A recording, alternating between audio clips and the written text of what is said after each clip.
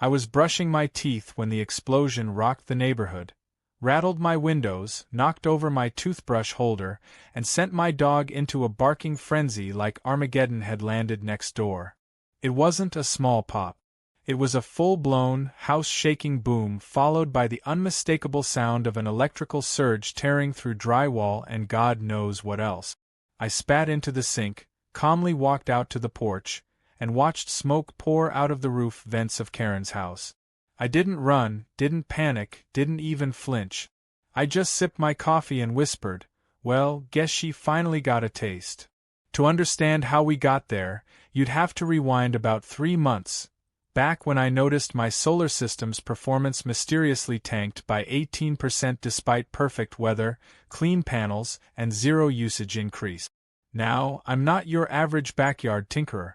I used to run a sustainable energy firm before early retirement, which means I monitor my setup like a hawk on Red Bull. Every amp is logged, every voltage fluctuation flagged.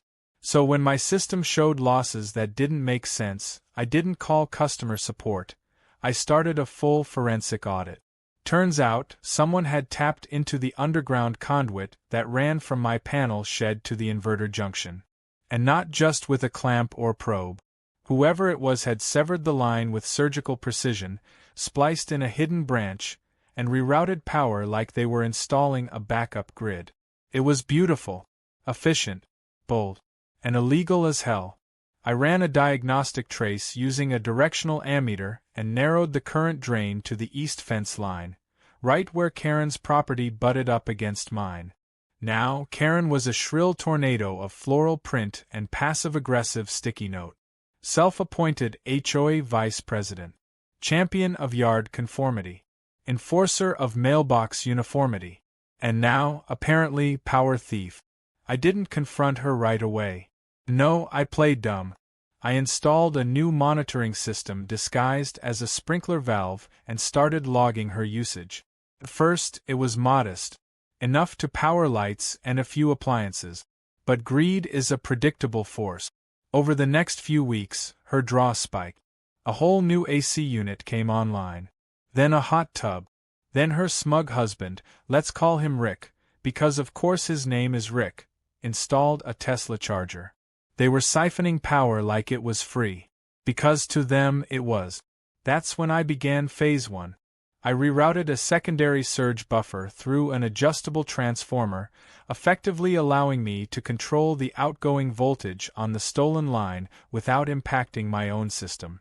I set it to fluctuate just enough to make her appliances glitch. Lights flickered, the hot tub shut off mid-bubble, her front gate refused to open. Minor chaos. Just enough to make her call an electrician.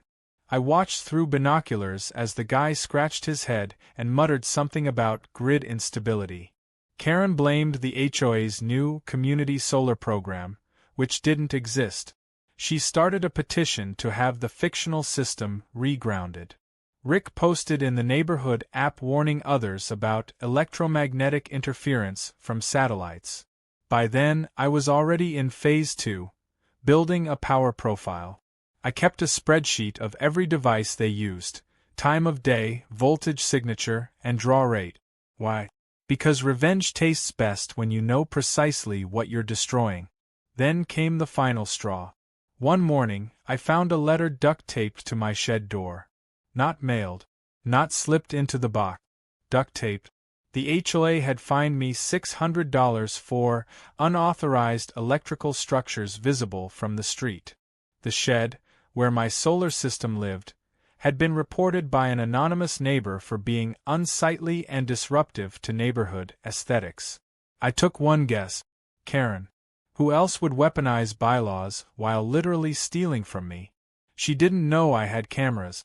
Or maybe she did and just assumed I wouldn't be bold enough to retaliate, or smart enough to catch her. She severely underestimated how long I was willing to wait for the perfect payback. I didn't want to get her fined. I didn't want to sue. I wanted her to experience the slow, dreadful unraveling of her little empire of entitlement. And I wanted every fried wire to whisper my name. The next week, I began increasing the output on the stolen line in tiny, almost imperceptible increment. 10 volt, then 15, then 25. Just enough to make her electronics start to hum louder. Motors overheated. Circuit boards warped. Rick replaced their fridge compressor. Karen accused the utility company of overpowering her smart home. She filed a complaint. They sent a technician. He found nothing wrong. She was livid. Claimed sabotage. Demanded to see neighborhood transformer logs. Meanwhile, I installed a noise generator that mimicked electromagnetic pulses, emitting strange oscillations through her walls every time she booted up the jacuzzi. The neighborhood app lit up with theories. Was it aliens? Government testing? One guy blamed 5G. Karen organized a town hall meeting. I attended with popcorn. I wore a shirt that said, "Got power?" She didn't get the joke. Rick did. He narrowed his eyes at me, like he'd finally caught the scent of something foul in the air. But suspicion wasn't proof. And by then, it was already too late. I tweaked the line one final time, added a phase inversion filter, and left it running for 72 hours. On the third day, Rick installed a high-end surge protector in their garage. It was supposed to isolate spikes. What it actually did was amplify them. That morning, the first explosion hit. It was their home server. A full meltdown. Blue smoke and scorched drywall. I stood calmly on my porch and watched the chaos unfold. Fire trucks arrived. Karen screamed about sabotage. Rick blamed the HOA. Someone mentioned faulty solar integration. And I just smiled, sipping my coffee, the hum of my perfectly functioning solar system behind me. Because you don't steal from the guy who wrote the manual. You especially don't fine him for protecting what you stole. And you never, ever push a calm man into a corner, because when he finally pushes back, your entire house catches fire. Now Karen's HOA reign was cracking, her power was literally melting, and I was just getting started. The day after the explosion, the HOA sent out an emergency email blast that was both hilarious and revealing. Subject line: Community Alert, Spontaneous Combustion Concerns. They included a vague warning about unregulated solar installations, a reminder not to tamper with underground utilities, and a note from Karen herself warning that those responsible for dangerous energy practices will be prosecuted to the fullest extent of HOA bylaws. The phrasing made it obvious she was trying to act like the victim of some shadowy electrical conspiracy. Which was rich, considering the only conspiracy in play was her illegal hookup to my system. She didn't know it yet, but the spider web she'd spun around herself was beginning to collapse. Her attempts to stay in control were getting sloppier, more frantic. She even went door to door canvassing the neighborhood for signatures to pass a new rule requiring every solar system be pre-approved by a certified HOA energy consultant. Which, naturally, she claimed to be. I watched from my porch as she made the rounds in a lime green blazer and wedge heels, handing out forms like it was election season. When she got to my house, she didn't even bother stepping onto the lawn. She stood at the curb and shouted, "You'll need to submit your application by next week, or the HOA will pursue legal escalation." I leaned against the frame of my front door, arms folded. "You know this neighborhood was built outside the HOA's original jurisdiction, right? My property's exempt from that nonsense." She faltered for a beat. "It's under review." "No, Karen. You're under review." Then I closed the door. From there, things got worse for her, and infinitely more amusing for me. The explosion had shorted their internal breaker system beyond repair. Every major appliance had to be replaced.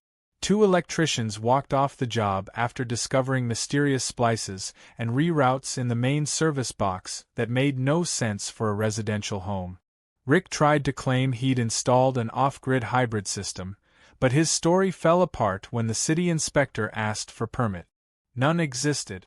Because, of course, the system didn't exist. What they had was a parasitic feed, cleverly hidden under their azaleas, patched into my underground conduit like a leech. It was that inspection report, filed as public record, that gave me the opening I needed. I called up my old friend Amir, who now worked at the county utilities office. Amir owed me one from back when I helped him design a solar array for his parents' farm for free. I sent him the report, the photographs, and a packet of data logs I'd compiled that proved, without question, exact timestamps of unauthorized power siphoning. He called me back within an hour. You know this is technically a felony, right? Technically, yes, I said. But I'm not filing criminal charges. Yet. I just want it flagged for code violations. He whistled. This is industrial-grade theft. You're being generous. I'm playing the long game. He chuckled. All right. I'll forward this to compliance. You'll like the inspector I assign. Guy's a stickler for detail.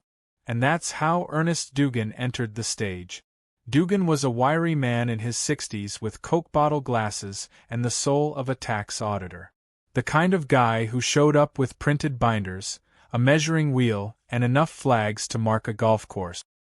He arrived at Karen's house on a Thursday morning wearing a reflective vest and a grimace that said he'd rather be in a dentist's chair. I watched from my shed as he walked the property, pausing every few feet to take note. After an hour, he rang my bell and introduced himself. Mr. Lawson, you're the one who submitted the data? I nodded and handed him a USB drive with the full logs. Everything's timestamped. You'll find usage spikes at every instance where my output dropped. He plugged it into a rugged tablet and skimmed the files, his eyebrows climbing higher and higher. I'm guessing this is just a backup shed, correct? He asked, pointing toward my solar outbuilding. Correct, I said. Legal, permitted, and 20 feet inside my property line. He nodded. Good. Because what they did, he said, jerking a thumb toward Karen's house, is highly illegal. I'm putting a stop order on any further construction or electrical work until this is resolved. That same afternoon, Karen came storming onto my lawn. You called the county? She shrieked. No, I said. The county called me. You're harassing me. You're stalking our energy use. Actually, I said, you've been using my energy. Without consent. Which makes you the stalker. And the thief. Rick came out of the house then, his face flushed and jaw clenched. You think you're so clever, he said. But this is just your word against ours. Not really, I replied. It's my word, plus the data logs, the inspection reports, 3 electricians, and now a county compliance officer. So, kind of a landslide. Karen's eyes were darting around now, like she was trying to calculate how much trouble they were actually in. And to her credit, she pivoted quickly. This is all just a misunderstanding, she said, softening her voice into the fake sweet tone she used at HOA meetings. We're all neighbors here. No need to escalate things with the county. Oh, I'm not escalating, I said. I'm letting gravity do the work. Later that night, I got a text from Amir. They tried to bribe Dugan. Offered him a consulting fee to ignore the report. He filed an ethics violation complaint. County's pissed. Perfect. Within a week, the HOA had convened a special meeting. Rick was removed from the Architectural Review Committee. Karen was suspended from her post as vice president pending investigation. Their house was placed on mandatory inspection protocol for 6 months. But the best part? Their request for a variance to install a real solar system, legally this time, was denied. Permanently. Because of me. And I wasn't done yet. I installed a new sensor panel in my shed, with one very special feature, a directional energy return loop. If anyone tried to tap the line again, the system would redirect the surge straight back down the conduit, trip a high-voltage feedback arc, and render any tampering not just pointless, but catastrophic. I even installed a hidden camera inside the shed, just in case someone got bold enough to try again. Then I sat back, waited, and watched. 2 nights later, my alert pinged. Motion in the shed. Just past 2 a.m. I pulled up the feed. Rick. With a shovel and a headlamp. Trying to dig. I didn't stop him. I let him get to the conduit, uncover it, fumble with the spliced line. I watched him squint at the cable, clearly looking for where the previous tap had been. Then I triggered the feedback arc. Just a tiny one. Enough to throw sparks and blast his shovel out of his hands. He fell backward into the dirt, scrambled up, and ran. Didn't even stop to grab the tool. The next morning, I emailed the footage to Ernest Dugan. And to the HOA board. That afternoon, Karen's house lost power again. Only this time, permanently. The city had revoked their grid connection pending a criminal investigation. I didn't need to press charges. I just needed to watch the lights go out one by one. And in the dark silence that followed, I smiled and flipped on my porch light, powered entirely by my own legal, regulated solar system. Because in the end, energy is about balance. And I had all of it. I should have expected Karen wouldn't go quietly. Losing her power was one thing. Losing her power was another. Once the literal electricity stopped flowing, her metaphorical charge began. Within days of the county pulling their grid connection, I noticed flyers taped to every mailbox and tree trunk within a 3-block radius. "Save our solar rights," they screamed in Comic Sans, no less. Beneath that, a blurry photo of Karen with a forced smile and Rick awkwardly holding a wrench like he'd just remembered how opposable thumbs worked. The flyer claimed they were victims of neighborhood sabotage and government overreach, urging everyone to sign a petition for electrical freedom. It was glorious. Absolutely bonkers, but glorious. Most people ignored it. A few of the more gullible retirees asked if I knew anything about the energy dispute, and I just shrugged and said, "I generate enough power to keep my house running, my EV charged, and my dog's water bowl warm in the winter. If they can't do the same, maybe they should try not stealing." That usually ended the conversation. But then Karen pivoted to what she does best: weaponizing bureaucracy. She filed a formal complaint with the HOA accusing me of retaliatory conduct, citing aggressive energy hoarding and weaponized solar sabotage. Her terminology was so dramatic I half expected her to throw in eco-terrorism, just for flair. The board, already tired of her antics, temporarily dismissed it, but not before issuing me a community review notice, out of procedural obligation. It meant nothing, but it was her way of saying she wasn't done. So I decided to give her something else to file. I spent the next week rigging up a display on the shed roof that could spell out custom messages using LED arrays. It ran off a small reserve battery and synced with my phone. The first message? "Sun's out, scams out." At night, it lit up like a beacon of petty justice. By morning, Karen had filed another HOA grievance for visual light pollution. The board didn't even respond. It wasn't long before Rick tried to get clever again. This time, instead of tapping into my line, he attempted to power their home using a gas-powered generator he tucked behind the tool shed. The thing coughed and sputtered so loudly it woke up half the block. It sounded like a lawnmower being tortured. I don't know what make or model it was, but I do know that running it continuously next to a wooden fence while surrounded by dry leaves is basically a firework waiting for the fuse. So I called it in. The fire department rolled up 20 minutes later. Not because I asked them to shut it down, I just happened to mention the smell of fuel and flickering light while on my evening walk. They brought a thermal camera, found dangerously high heat readings, and issued a formal warning. Rick tried to argue, but when your generator's practically belching flame, you lose the moral high ground. At that point, Karen tried to flip the narrative again. She went full martyr mode. Started wearing sunglasses and scarves like a disgraced celebrity trying to hide from paparazzi. Posted on the neighborhood app that she was being targeted by an energy extremist. Claimed I had a militia-grade solar arsenal. One of her posts included a photo of me mowing my lawn with the caption, "Watching, always watching."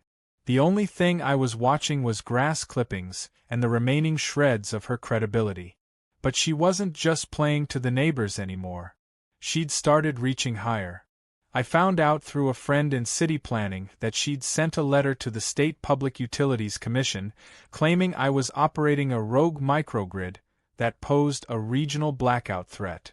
She actually wrote that my solar panels could overwhelm the local transformer infrastructure and that I needed to be monitored by a federal energy agent.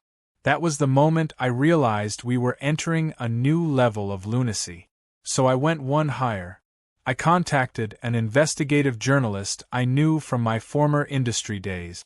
Her name was Lauren, and she owed me a favor for helping her expose a utility company that had been underreporting emissions. I sent her everything. Footage of the illegal tap, the data logs, HOA filings, the footage of Rick digging like a raccoon at 2 a.m., even the thermal readout of the generator incident. She reviewed it, cross-checked the complaints, and pitched it to her editor as Suburban Sabotage, the dark side of neighborhood solar. They bit. The story dropped online 2 weeks later with a glorious thumbnail. Karen standing next to a Save Our Solar Rights poster, looking mid-sentence and slightly cross-eyed. The headline? Entitled Energy: How One Neighborhood Solar System Exposed a Massive Power Theft Scheme. Within hours, the story went viral. It wasn't just local anymore. Energy forums picked it up. Reddit got hold of it. Even a minor cable news outlet did a segment titled, When Neighbors Attack the Grid. The fallout was swift. The county launched a second investigation. The HOA board was inundated with angry emails demanding Karen be removed permanently. Several neighbors admitted they'd been approached by her in the past to cut corners on property issues and were now willing to submit statements. Rick tried to deflect by claiming he was misled by an unlicensed solar installer, but the only footage anyone had was of him, holding wire cutters in his own backyard. Still, Karen wouldn't admit defeat. She tripled down and called a neighborhood press conference. Yes, an actual press conference, in front of her now partially powerless home. She set up folding chairs, a podium, even a banner that said, Justice for the Energy Victims. 4 people showed up. One of them was her niece. 2 left halfway through. And halfway into her speech, the portable microphone she was using started shorting out and emitting static squeals. I wasn't even responsible for that one. That was just the universe throwing in a sympathy sabotage. She screamed into the squealing mic, He has declared war on us. I leaned against my mailbox and said loudly enough for everyone to hear, Only one of us cut the power line with a shovel, Karen. She went red, threw the mic, and stormed back into her house. The HOA finally held a vote. Karen was officially removed from the board, banned from filing complaints for 1 year, and placed under a property compliance audit that meant every exterior feature of her home had to be reviewed by an independent inspector. Even the color of her front door was deemed under review. Rick, out of either shame or exhaustion, stopped showing his face altogether. Their generator mysteriously disappeared. The backyard hot tub was listed on Facebook Marketplace for half its value, and their house went up for sale not long after. No announcement, just a quiet listing buried in a local agency's website. In the weeks that followed, I removed the LED sign. The message had already been delivered. I started getting quiet nods from neighbors during my walk. A few thanked me outright. One woman brought over homemade muffins and said, You're the only reason we didn't have to turn this whole place into HOA-topia. But I wasn't done. Not quite. There was still one loose end. A single final gesture to make sure the lesson stuck. 3 weeks after Karen's dramatic exit, her house sat vacant, like a sulking monument to ego. The blinds were drawn. The mailbox overflowed with junk mail and expired HOA threat. A single pumpkin rotted on the porch despite it being late spring. I should have felt triumphant, vindicated, victorious. Instead, I felt bored. It was like the final episode of a long-running soap opera ended and I didn't know what to do with my evenings anymore. But life didn't stay quiet for long. I first noticed the white pickup truck circling the block. It passed by 3 times in a single afternoon, slow and deliberate, the way an animal tests the perimeter before sneaking into a garden. The fourth time, it stopped in front of Karen's house. A guy got out, mid-40s, muscle shirt, clipboard. He unlocked the front door with a key and stepped inside. A realtor? A flipper? A new buyer? I didn't know yet, but I'd seen enough suburban drama to trust my instincts. Something was off. Later that night, I took a walk past the property and noticed the new padlock on the breaker panel. That wasn't a normal security measure. Especially not one with a fresh orange extension cord coiled like a viper nearby. Then I saw it. The small inverter unit bolted to the side of the detached garage, partially hidden by a bush. Not grid-tied. Not permitted. Not standard. Someone had installed a black market solar bypass. Someone was stealing power again. I stood in the street, staring at the house I thought I'd exorcised, the house I'd turned into an example, and realized the saga wasn't over. It had respawned. A new parasite had moved in. The next morning, I did what I always do, research. County records showed the home had been sold at a private auction. Quick flip, cash buyer, LLC listing. The name on the deed was Faye's Son Properties. A little digging revealed it was a shell company owned by a man named Devin Carr, former electrical contractor whose license had been revoked 3 years earlier for unlicensed work, fraud, and one memorable incident involving a hot tub and an improperly grounded junction box. My kind of guy. I started logging power anomalies again. Sure enough, there was a small but noticeable pull on my system every night between 11:30 p.m. and 4 a.m. Not enough to trigger alarms. Just enough to run essentials. Maybe lights, a water heater, a refrigerator. Whoever was doing it was smart. Careful. But not smarter than me. Instead of reporting it right away, I laid bait. I installed a temporary charging station in my side yard, a sleek, obvious-looking Level 2 EV charger hooked up to a decoy subpanel. But the real panel was rigged with a non-lethal capacitor trap. Harmless, but powerful enough to give any curious fingers a wake-up jolt and trigger a hidden camera. 2 nights later, my phone pinged at 2:17 a.m. Motion detected. I opened the feed and watched as a shadowy figure crept up to the charger. Hoodie. Gloves. A headlamp on low beam. They crouched, pried open the service flap, reached inside, and promptly launched backward as the capacitor popped like a party cracker. The figures scrambled to their feet, cursed loud enough to trip my audio pickup, and stumbled away, leaving the panel swinging open like a kicked vending machine. I zoomed in on the camera still. It wasn't Devin. It was Rick. I laughed so hard I almost dropped my phone. So Karen hadn't really left. Or at least, Rick hadn't. Maybe they'd sold the house to a business partner. Maybe it was all a front. Either way, the power theft had resumed, and now I had fresh evidence. I called Amir again. "You are not going to believe this," I said. He didn't. Until I showed him the footage.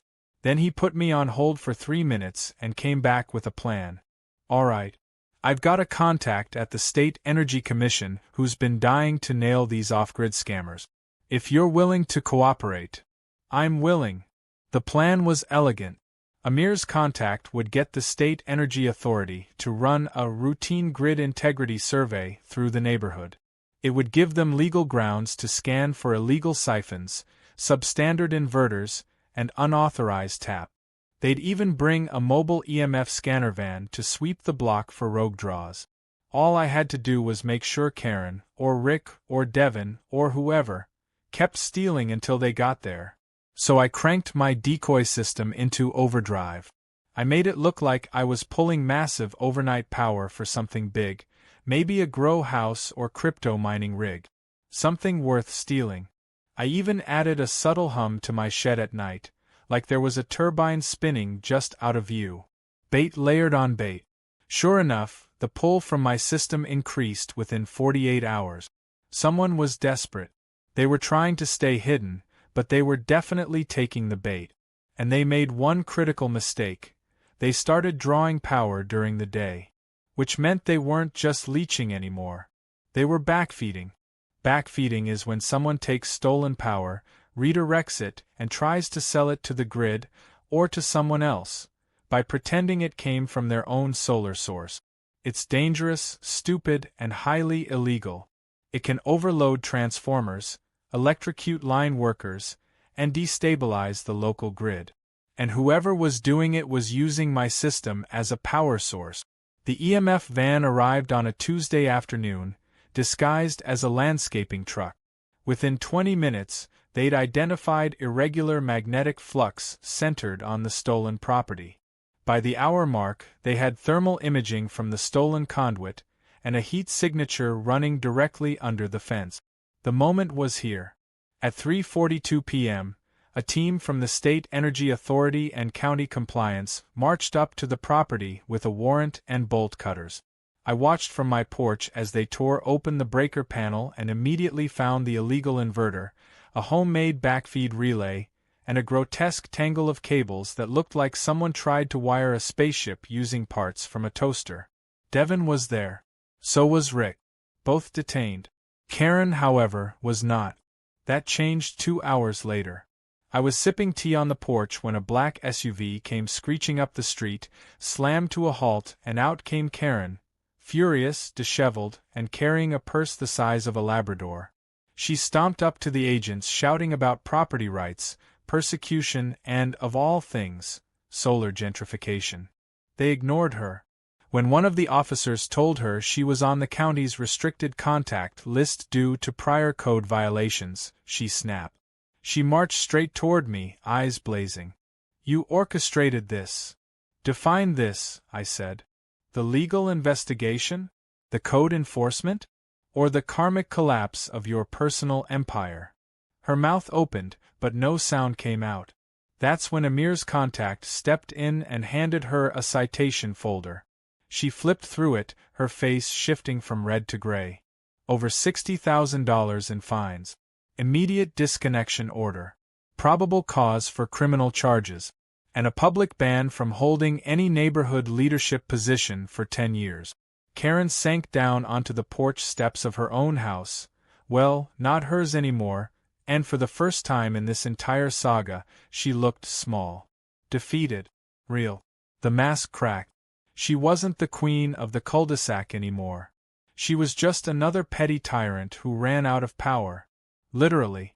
As the agents loaded boxes of equipment into evidence bags, I looked at the final invoice from Amir's office. You'd think that after being slapped with 60 grand in fines, investigated by multiple government agencies, and publicly shamed on the internet, Karen would finally pack it in. Admit defeat. Move to a cabin in the woods where there are no solar panels, no HOAs, and no witnesses. But no. Karen wasn't wired for surrender. She was wired for noise. And even as her world crumbled, she found a way to make one last attempt to rise from the ashes like a shrieking, pastel-colored phoenix. It started with a podcast.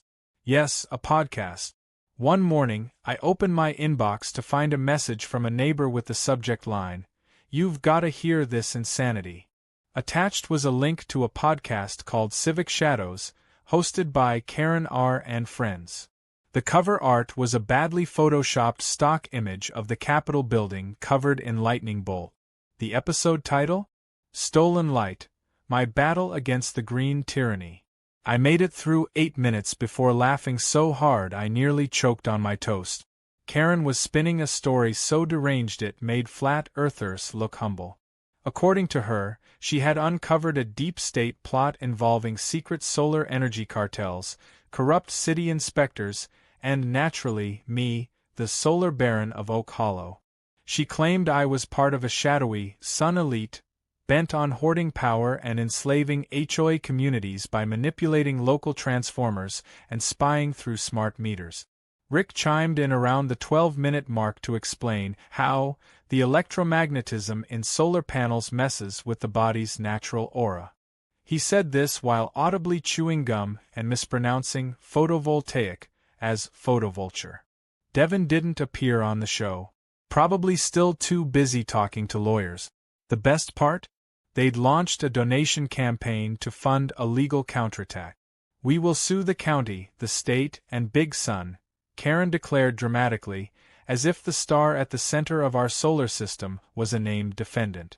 By the end of the episode, I had a plan. I downloaded the podcast, transcribed it, highlighted every knowingly false claim and every potential incitement to vandalism. Then I contacted a friend who worked in digital defamation law and asked what would happen if I filed a cease and desist under my actual name. He laughed. "They're done the second you file. But do you really want to kill it that fast?" He was right. I didn't. So I filed anonymously through a third-party intermediary. That way, they get the scare without knowing where it came from. The goal wasn't silence, it was panic. I wanted her tripping over herself trying to figure out which bridge she'd just burned. And it worked. The next episode of Civic Shadows opened with Karen sounding breathless and paranoid, announcing that they were trying to silence the truth. She blamed hackers. Then she blamed China. Then she blamed a secret society of solar engineers she called the Photons. No, really. The Photons. At this point, the podcast was so insane that Reddit latched on. Someone posted a compilation of her wildest quotes to r/QAnon casualties with the title, "My HOA Vice President Thinks the Sun is a Weapon." It went viral overnight. People began stitching her podcast audio into parody videos. Karen's voice over scenes from The Matrix, Lord of the Rings, even a clip of Gordon Ramsay yelling at raw chicken. But then, something unexpected happened. An actual local news outlet picked up the story again. Not the energy scandal, everyone knew about that. This time, they focused on the podcast and how the former HOA vice president of Oak Hollow had gone full conspiracy theorist. They interviewed neighbors, some of whom talked anonymously about how Karen used to inspect their trash cans and send formal complaints about grass being too aggressively green. And then came the part that floored me. They asked me to comment. Not off the record. On camera. I considered saying no. Staying quiet had been my weapon all along. Karen shouted. I calculated. Rick postured. I documented. But something about that final interview offer felt right. Like the coda to a long symphony. So I agreed. They set up a simple shoot in my backyard, with my solar shed humming softly behind me. The interviewer asked calm, measured questions. What started the conflict? How did I respond? What did I hope would come of it? I kept it short. Honest. I didn't gloat. I didn't insult. I just told the story as it happened, how I noticed something was wrong, investigated it, and slowly watched as a simple case of theft turned into a suburban Greek tragedy. I wasn't trying to be a hero, I said. I just didn't want someone stealing my sunlight. When the interview aired, something changed. Neighbors who had stayed quiet started waving when I walked by. One of them, Mr. Thompson, who hadn't spoken to anyone in years except through hand-scrawled notes left in mailboxes, came out to shake my hand. A teenager who lived 3 houses down asked if I could help her design a small solar setup for a school project. Even the HOA president, who had previously avoided eye contact like I was radioactive, came by to offer thanks for your patience with all of that madness. It was surreal. And Karen? The podcast disappeared. Just vanished. No explanation. No final episode. The website domain expired. The donation links went dead. I don't know if it was legal pressure, embarrassment, or just the crushing weight of public ridicule. But one day it was noise, and the next, it was silence. Still, I wasn't quite ready to trust that silence. So I made one last modification to the shed. I installed a self-contained off-grid detection array with live monitoring of every outgoing and incoming amp, complete with tamper detection and backup cellular alert. It was the Fort Knox of solar data. If a squirrel sneezed near my conduit, I'd know about it. And then I waited. Weeks passed. Then a month. No anomalies. No taps. No creeping voltage loss. Karen's old house was still on the market, but the listing was quiet, marked under repair. I saw a few workers repainting the porch. A real contractor this time. Not Rick. Eventually, a young couple bought it. Newlyweds. First-time buyers. I watched as they moved in with boxes and potted plants and optimism.